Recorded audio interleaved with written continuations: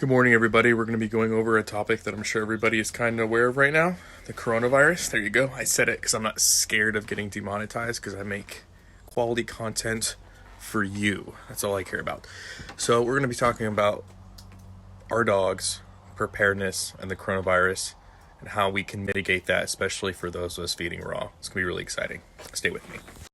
Been getting a lot of messages, emails. People are concerned, obviously, rightfully so, and they want to know, okay, what do I do for my dog? How do I make sure that I can keep feeding a raw food diet and make sure I'm not worried about anything? Well, like everything I do, we got to look to the science. We got to look to what the science says, what the experts are saying, and then we have to make rational decisions. So first, let's take a deep breath. Let's get down to the science. So the World Health Organization has changed their stance on the coronavirus. Dogs can get COVID-19, and they are asking people to not have close contact with their dog in the face, that kind of thing.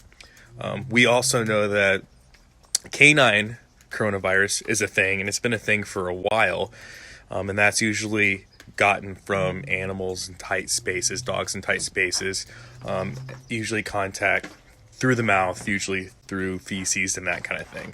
Sorry for being graphic, just giving you guys a full picture. And I'm going to put all the information and sources in the description below so you'll be able to look at that. But essentially, as of right now, dogs can get COVID-19. You hear that sound? That's the noise of cows mating. As you can see right here, this big bull, he's just in the mood.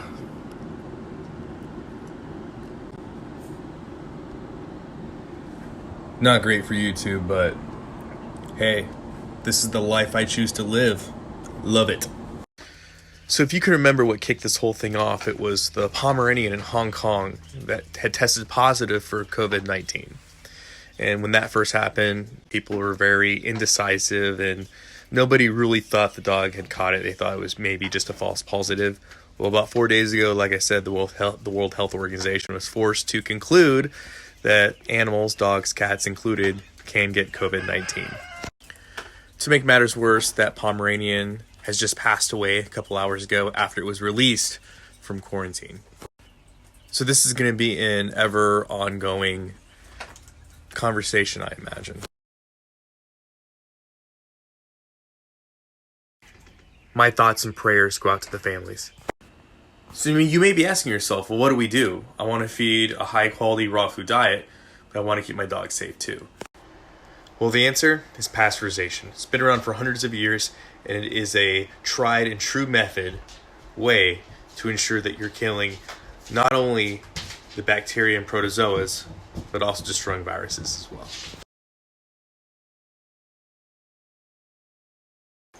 So long story short, by applying a high temperature to our food, we are going to sanitize it and make it safe for our dogs. So I'm going to show you how to do that right now. So here we got some venison, some pasture-raised eggs from our coop, some elk liver, and here we got a whole bag of elk organ meat. And the best part of this meal is it was absolutely free. Didn't cost me a cent. So simply put, we're going to take our hot shot and we're going to boil the water to at least 212 degrees Fahrenheit or 100 degrees Celsius. At this temperature, it will totally sanitize our meat. So it'll make sure the pathogens, the bacteria, the protozoa, and the viruses are either deactivated, killed, or destroyed, including the novel coronavirus.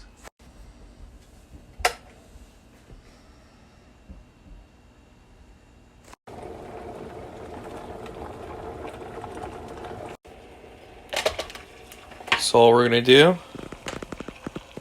is just pour it directly on.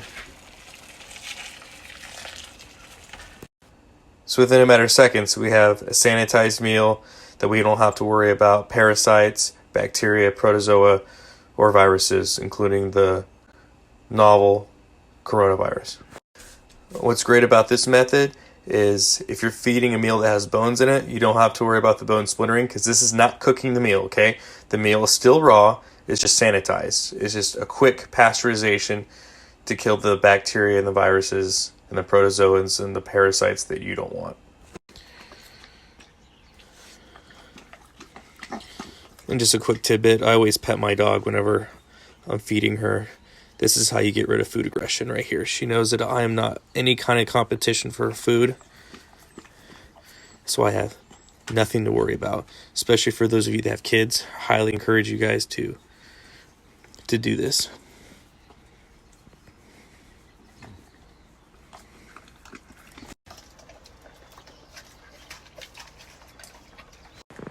So there you have it. It's really as simple as that. So you might be asking, when should I pasteurize my meals? Personally, you can do it for every meal. It's not going to change anything, but it will give you peace of mind knowing that you are taking that extra step to make sure that your dog stays healthy. I'm real lucky. 70 to 80% of the animal products I consume, I raise here on my homestead, and the other 20% come from hunting or fishing. So I'm really blessed in that respect. So for me, it's no big issue to hand my dog a rabbit or part of a pig, elk, cow, chicken, duck, etc. You get what I mean.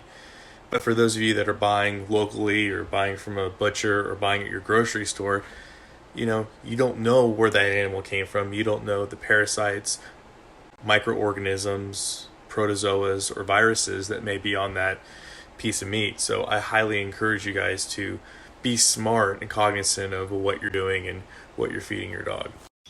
And quite frankly, if you're buying from a grocery store, you probably don't even know what breed of animal you're feeding to your dog. So it's even more important to be hyper vigilant on ensuring that you're giving your dog something that's high quality and something that's not going to hurt them. Personally, I think there's only advantages to pasteurizing the food. One, you know that whatever you're feeding them is going to be safe and it's going to be sanitized. Two, it gives your dog something warm to put in their bellies. 3, I found this very useful for when I'm introducing a new protein source to my dog. It helps with that gut flora and gut microbiome. It's a way to incorporate these foods safely, get their microbiome used to that protein source, and then if you want to do completely raw after they've already been introduced in a safe, environment, so to speak, it helps.